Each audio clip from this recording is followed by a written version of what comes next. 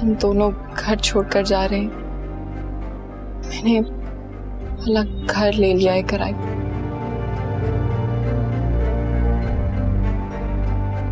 हेमन, बेटा ये क्या कह रही हो तुम? भैया आप परेशान नहीं हो, ये शायद इस वक्त के लिए जरूरी है। नहीं हेमन, देखो ऐसा मत करो। अम्मी अब्बू की रूह को तकलीफ होगी। नहीं, ऐसा नहीं करो। मुझे मालूम है भैया, लेकिन मैं अपने लिए कुछ नहीं कर रही। मुझे अपनी और अपनी बेटी की हिफाजत करनी। नहीं हेमन, मैं तुम्हें ऐसा हरगिज़ नहीं करने दूंगा। देखो मैं तुम दोनों को यकीन दिलाता हूं कि इस घर में तुम दोनों को कोई तकलीफ देने की जरूरत नहीं करेगा, कोई कुछ नहीं करेगा। भैया जब नफरतें अगली नस्ल तक पहुंच जाती है ना, तो हिजरत करनी पड़ती है। लेकिन मैं आपसे मिलने आया करूंगी। देखो मामू, हमारा जाना ही अच्छा है, इस घर के लिए भी और हमारे लिए।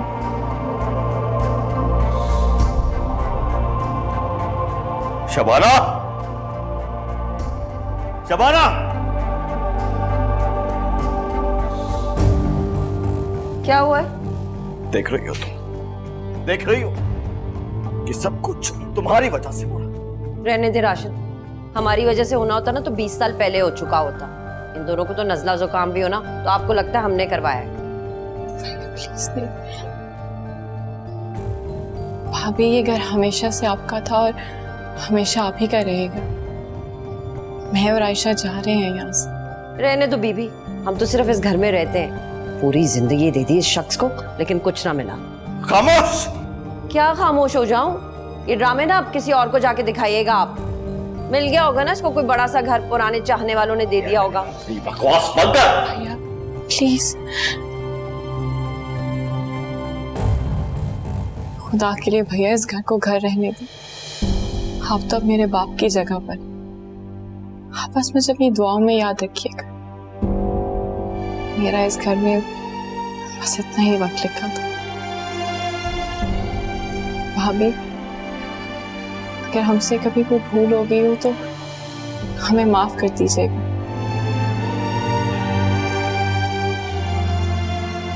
मेरी वजह से भाभी से मतलब। लेकिन हेमंत तुम भैया मेरे लिए जाना मुश्किल मत कर। ये मेरी बेटी के लिए बहुत जरूरी है। मुझे उसकी जिंदगी, उसका मुस्तकबिल बेहतर करना है। खुदा के लिए प्लीज ऐसा मत करो। देखो मुझे मेरे माँ बाप के सामने शर्मिंदा मत करो। प्लीज ऐसा मत करो, मत जाओ। प्लीज भैया, प्लीज ऐसे नहीं कहें। आप ऐसे कहेंगे तो मैं कमजोर हो जाऊंगी।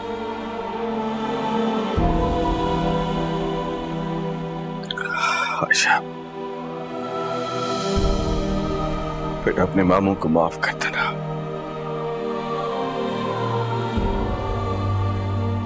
मैं तुम्हारा हक अदा नहीं कर सका।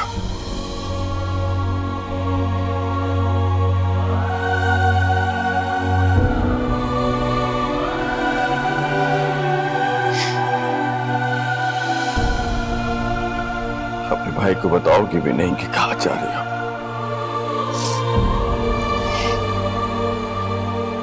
मेरा आपके अलावा और कौन है भैया? आपको नहीं बताऊंगी तो किसको बताऊं? अभी नहीं, लेकिन सही वक्त आने पर।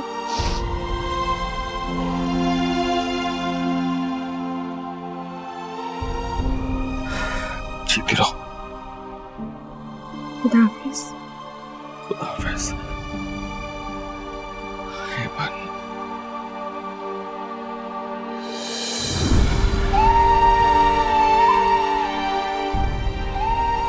चलते।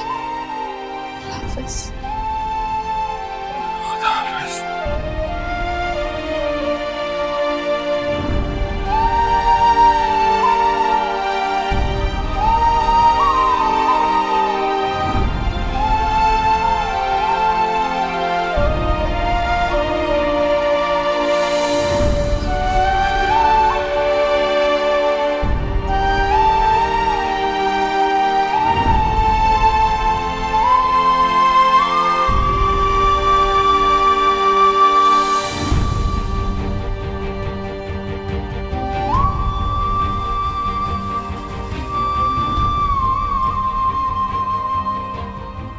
क्या मुंह दिखाऊंगा अपने माँ बाप को। उनकी एक ही बेटी थी और मैं उसका भी ख्याल ना रख सका। बाबा ने मरते हुए कहा था, मैंने एमन को माफ किया। एमन को तो माफी मिल गई, लेकिन शायद मुझे ना मिल सके।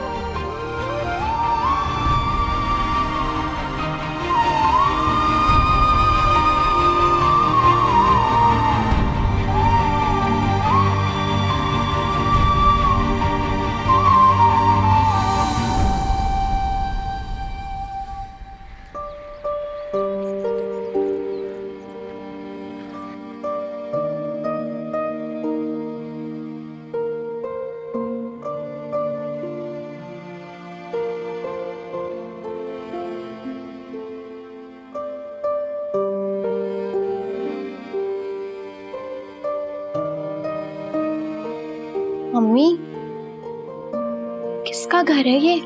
सारी जरूरत की चीजें हैं, फर्नीचर, सब कुछ। प्रिंसिपल साहिबा का है, 4 साल से बंद पड़ा था। बहुत बड़ा एहसान किया है उन्होंने मुझ पे। मतलब सब कुछ बगैर पैसों के? ऐसे ही समझा। तो अच्छा खासा बड़ा है। आयशा, इस वक्त अगर किसी गली में या सड़क के किनारे एक छोटी सी कुटिया भी मिलती ना, तो मैं तुम्हें उसमें भी लेके शिफ्ट हो जाऊं।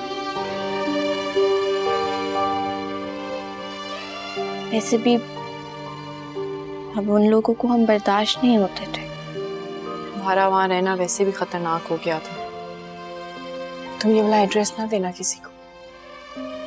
मैंने तो उस घर का भी किसी को नहीं दिया कभी। मामू को बताएंगी आप इस घर का?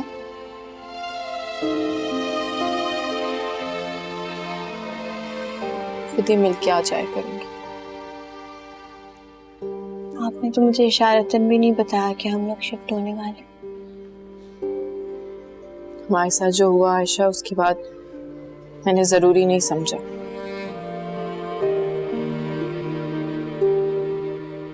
पता नहीं सित्रा क्यों मेरी जान के दुश्मन बन गए। जो कुछ हुआ है आयशा, उसे भूल जाओ। हम सबको बहुत पीछे छोड़ आए। तुम सिद्रा से कोई बात ना करना, मिलना भी मत उससे। यूनिवर्सिटी में कोई जरूरत नहीं, बस दूर है। पहले भी दूर ही रहती थी। अच्छा चलो, उठो, अंदर चल के आराम करो। चलो। नहीं, मैं काम करती हूँ, आप रेस्ट करें। कोई जरूरत नहीं, मेरे आज अपने सीने में अजीब सी दर्द हो रही है। मैं ये 2 ही कपड़े हैं, इनको संभाल के आती हूँ, तुम जाओ। चलो उठो उठो, चलो चलो, शाबाश, जाओ, मैं आ रही हूँ। जल्दी आ जाइएगा। अच्छा जाओ।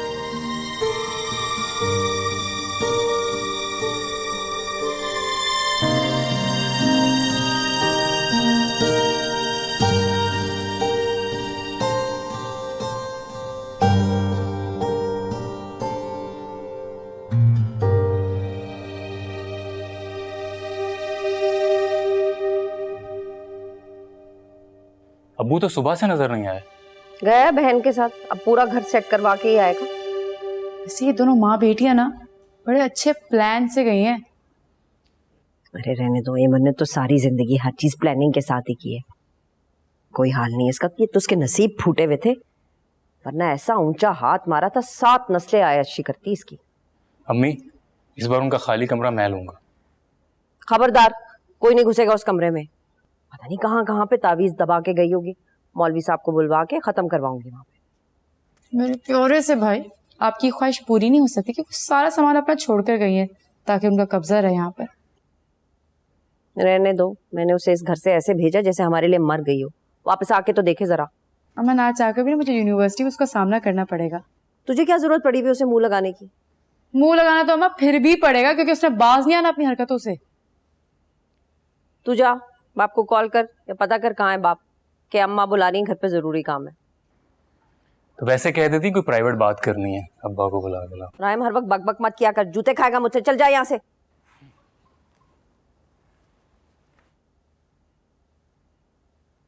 आया बड़ा पप्पो का सगा। अच्छा सुन, इमरान को मैंने देखा, मुझे पसंद आया है, अमीर भी लगता है। लगता है कि अम्मा आपको है वो अमीर? देख सिद्रा, आजकल के जमाने में ना ऐसे अच्छे लड़के नहीं मिलते। अम्मा बस आप ना ये आयशा की बच्ची को यूनिवर्सिटी से निकलवाएं, वो होगी ना इमरान मेरी तरफ देखेगा भी नहीं। कैसे नहीं देखेगा? थोड़ा सा हौसला कर। एक काम करना, 4-5 महीने के बाद ना इसकी माँ को आयशा की सारी बातें बता देना, सारे करतूत बता देना, खुद ही दूर हो जाएगा आयशा से। मैं बता रही हूँ अम्मा आपको, मुझे पूरा यकीन है कोई जादू टोने की इसने इमरान पे। अच्छा खासा मुझसे मिलता था, मुझसे बात करता था, मेरे साथ बैठता था, अब मेरी तरफ आंख उठाकर भी नहीं देखता वो। पता नहीं, हमारी तो किस्मत ही खराब है। अरे गिर गई थी तो मर जाती, जान छूटती। पता नहीं इम्तिहानों की उम्र इतनी लंबी क्यों होती है। कुछ भी कर ले मैडम, पीछे तो मैंने भी नहीं छोड़ना ना। अच्छा अब जो भी करना है ना जरा एहतियात से करना है। पहले ही हम पे कत्ल की कोशिश का इल्जाम लग चुका है।